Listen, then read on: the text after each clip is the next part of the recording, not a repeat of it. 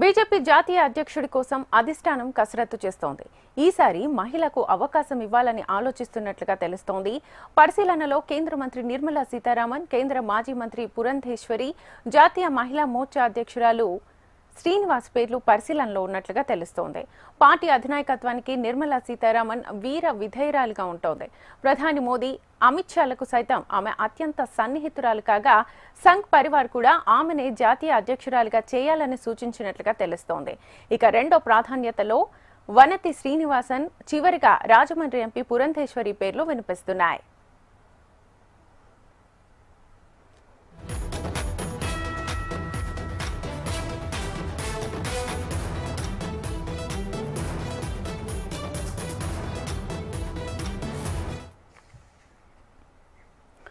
BJP జాతీయ అధ్యక్షుడి కోసం అధిష్టానం కసరత్తు చేస్తోంది.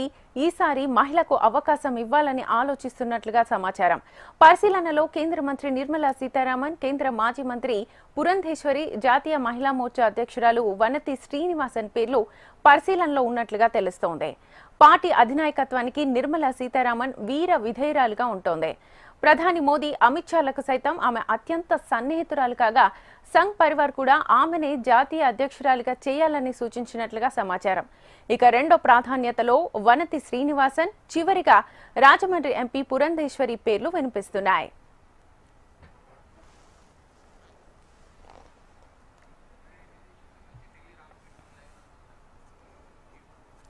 ఇక బీజేపీ జాతీయ అధ్యక్షుడి కోసం అధిష్టానం కసరత్తు చేస్తోంది. ఈసారి మహిళకు అవకాశం ఇవ్వాలని ఆలోచిస్తున్నట్లుగా తెలుస్తోంది. ఇదే అంశానికి సంబంధించి ఫుల్ డీటెయిల్స్ మా ఢిల్లీ ప్రతినిధి రామకృష్ణ అడిగి తెలుసుకుందాం. రామకృష్ణ, కొత్త సారథిని ఎన్నుకునే కసరత్తులో అధిష్టానం ఉంది. ఇప్పటిదాకా దాదాపుగా 19 రాష్ట్రాలకు గాను 16 రాష్ట్రాలకు రాష్ట్ర అధ్యక్షుడిని నియామకం జరిగింది. ఇంకా 3 రాష్ట్రాలకి సంబంధించి అధ్యక్షుల నియామకం జరగాల్సి ఉంది. మరి అయితే ఇక్కడ కీలకమైన అంశం ఏంటంటే మహిళను తీసుకురావడం ద్వారా, ఎందుకంటే ప్రెసిడెంట్ ఆఫ్ ఇండియా మహిళను తీసుకొచ్చారు, మరి రాష్ట్ర బీజేపీ అధ్యక్షురాలను కూడా మహిళను తీసుకురావాలి. ఇప్పటిదాకా అవకాశం ఎవరికి ఇవ్వలేదు కాబట్టి అవకాశం ఇవ్వాలి. స్ట్రాంగ్ మహిళ కోసం సర్చ్ జరుగుతుంది. ఒకవైపు ఆర్ఎస్ఎస్, ఇంకోవైపు బీజేపీ అధిష్టానం దీనికి సంబంధించి నిర్ణయం తీసుకోబోతుంది. మరి ముఖ్యంగా చూసుకున్నట్టుగైతే మాత్రం టాప్ ప్లేస్ లో కేంద్ర ఆర్థిక మంత్రి నిర్మలా సీతారామన్ ఉన్నారు. ఆమెని అంటే బీజేపీలో మహిళా నేతలు చాలా తక్కువ ఉన్నారు. వాళ్ళలో ద బెస్ట్ వన్ అనేది నిర్మలా సీతారామన్ గా భావిస్తున్నారు. కేంద్ర ఆర్థిక మంత్రిగా ఉన్నారు. దాదాపుగా 2019 నుంచి ఇప్పటిదాకా కూడా ఆమె బడ్జెట్ లో ప్రవేశపెట్టడం, అలాగే కేంద్ర ఆర్థిక మంత్రిగా చాలా స్ట్రాంగ్ గా ఆమె ఉన్నారు. దేశ అభివృద్ధిలో కూడా కీలకమైన పాత్ర పోషిస్తున్న ఒకవైపు ఆర్ఎస్ఎస్ తో, మరోవైపు బీజేపీతో కూడా మంచి సన్నిహిత సంబంధాలు ఉన్నాయి. కేంద్ర ప్రధానమంత్రి నరేంద్ర మోడీ, కేంద్ర హోంశాఖ మంత్రి అమిత్ షాతో కూడా మంచి సన్నిహిత సంబంధాలు ఉన్నాయి. ఈ నేపథ్యంలో ఆమె పేరుని టాప్ ప్రయారిటీలో పరిశీలిస్తున్నారు. ద సెకండ్ నేమ్ వచ్చేసరికల్లా చూసుకున్నట్టుగా వనతి శ్రీనివాసన్. ఆమె కమల్ హాసన్ ని ఓడించిన వ్యక్తి. Kamal Haasan film star, top film star Kamal Haasan Tamil Nadu ఎన్నికల్లో ఆమె ఓడించారు. అలాగే ఆమె బీజేపీ జాతీయ మహిళా మోర్చా అధ్యక్షురాలుగా ఉన్నారు. ఈమె కూడా చాలా మంచి లీడర్. అలాగే ఈమె పార్టీ కార్యక్రమాల్లో కూడా చాలా కీలక పాత్ర పోషిస్తూ ఉంటారు. కాబట్టి ఈమెకు కూడా ఒక అవకాశం ఇవ్వాలని ఆలోచన అయితే ఉంది. ఆమె చూసుకుంటే మూడో వ్యక్తి పురంధేశ్వరి, మన తెలుగు వ్యక్తి, రాజమండ్రి చెందిన ఎంపీ, ఒక ముఖ్యమంత్రి, మాజీ ముఖ్యమంత్రి కుమార్తె ఆమె. అలాగే మాజీ కేంద్ర మంత్రిగా కూడా 10 ఏళ్ల పాటు పనిచేసిన అనుభవం ఆమెకు ఉంది కాంగ్రెస్ గవర్నమెంట్ లో. అయితే కాంగ్రెస్ గవర్నమెంట్ లో పనిచేశారు కాబట్టి బీజేపీలోకి వచ్చిన తర్వాత ఆమెకి ఇవ్వాలా వద్దా అనే ఒక సంశయం కూడా నడుస్తుంది. ఎందుకంటే ఆమె స్ట్రాంగ్ పొలిటికల్ లీడర్. ఎందుకంటే వాళ్ళ ఫ్యామిలీ అంతా కూడా, వాళ్ళ నాన్నగారు ఎన్టీ రామారావు దగ్గర నుంచి చాలా స్ట్రాంగ్ పొలిటికల్ లీడర్.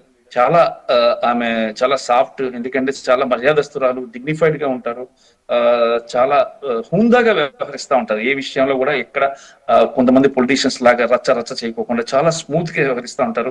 రాష్ట్ర అధ్యక్షురాలుగా కూడా ఆమె చాలా కీలకమైన బాధ్యతలు పోషించి బీజేపీ అధికారంలోకి రావడానికి ఆమె చాలా తీవ్రమైన కృషి చేశారు ఆంధ్రప్రదేశ్ లో. మరి అలాంటి వ్యక్తిని కూడా తీసుకురావాలనే ఆలోచన కూడా అధిష్టానానికి ఉంది.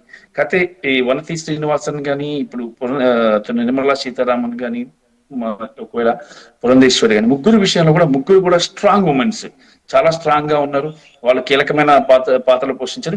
ఇద్దరు మాత్రం కేంద్ర మంత్రులుగా ఈమె ఇది మాజీ కేంద్ర మంత్రి, ఒక ఆమె కేంద్ర మంత్రి. కానీ ఇద్దరు కూడా పొట్టిగా ఉంది ఇద్దరి మధ్య కూడా. మరి ఒకవేళ సౌత్ కి టాప్ ప్రయారిటీ ఇవ్వాలన్న ఆలోచన కూడా బీజేపీకి ఉంది కాబట్టి ఒకవేళ ఆంధ్రప్రదేశ్ నుంచి ప్రాతినిధ్యం వహిస్తున్నటువంటి ఆమెని జాతీయ రాజకీయాలకు తీసుకొచ్చి జాతీయ అధ్యక్షురాలుగా చేస్తే ఎలా ఉంటుంది, దేశ రాజకీయాల మీద ఎలా ప్రభావం ఉంటుంది, ముఖ్యంగా సౌత్ మొత్తంగా చూసుకున్నట్లయితే ఎన్టీఆర్ టాప్ పర్సన్. ఎన్టీఆర్ కి చాలా మంచి పేరుంది. ఎన్టీఆర్ ఒక మంచి నాయకుడిగా పేరుంది. అలాంటి నాయకుడు కుమార్తెని తీసుకురావడం వల్ల దక్షిణాదిలో గ్రిప్ అనేది చాలా ఇంపార్టెంట్ బీజేపీకి. అన్ని చోట్ల బాగా బలంగా వస్తుంది. దక్షిణాదిలో మాత్రం క్యాప్చర్ చేయలేకపోతున్నారు. దక్షిణాదిని క్యాప్చర్ చేయడంలో చాలా విఫలమవుతుంది బీజేపీ. ఈ నేపథ్యంలో దక్షిణాదిని క్యాప్చర్ చేయాలి. దక్షిణాదిని క్యాప్చర్ చేయాలి అంటే ఒక సమ్మోహనాస్త్రం కాదు, ఆ సమ్మోహనాస్త్రమే పురంధేశ్వరి. పురంధేశ్వరి లాంటి లీడర్కి ఇవ్వడం వల్ల ఆమె ఒక ఎన్టీఆర్ కుమార్తె కాబట్టి ఆయన చరిష్మా, ఈమె కూడా మంచి పేరుంది. ఎక్కడ కూడా ఎలాంటి రిమార్క్స్ అనేవి లేవు. పురంధేశ్వరికి చాలా మంచి లీడర్ గా పేరుంది. ఆమె 10 ఏళ్లు కేంద్ర మంత్రిగా ఉన్నప్పుడు కూడా ఎక్కడ ఎలాంటి అవినీతి కార్యక్రమాలు చేయకుండా, అవినీతికి పాల్పడుకోకుండా ప్రభుత్వానికి సహకరిస్తూ 10 ఏళ్ల పాటు ఆమె కేంద్ర మంత్రిగా అత్యున్నత సేవలు అందించారు. ఈమెకి స్ట్రాంగ్ హోల్డ్ ఉంది, మంచి పేరుంది, నిజాయితీ పరురాలు పురంధేశ్వరి. ఆమెకి ఇస్తే ఆమె చాలా సక్సెస్ఫుల్ గా తీసుకురాగలుగుతారు. దాంతోపాటు loyalty is also very important. ఇప్పుడు పురంధేశ్వరి చూసుకున్నా, అలాగే నిర్మలా సీతారామన్ చూసుకున్న ఇద్దరు కూడా పార్టీకి చాలా లాయల్ గా వ్యవహరిస్తారు. సో వీళ్ళిద్దరికి మంచి ప్రయారిటీ ఉంది. టాప్ ప్లేస్ లో వీళ్ళిద్దరే ఉన్నారు. థర్డ్ ప్లేస్ లో చూసుకున్నట్లయితే వనతి శ్రీనివాసన్ ఉన్నారు. వనతి శ్రీనివాసన్ గురించి కూడా ఆలోచిస్తున్నారు. ఒకవేళ నిర్మలా సీతారామన్ గాని అవకాశం ఇచ్చి అంటే రైట్ రామకృష్ణ, థ్యాంక్ యూ.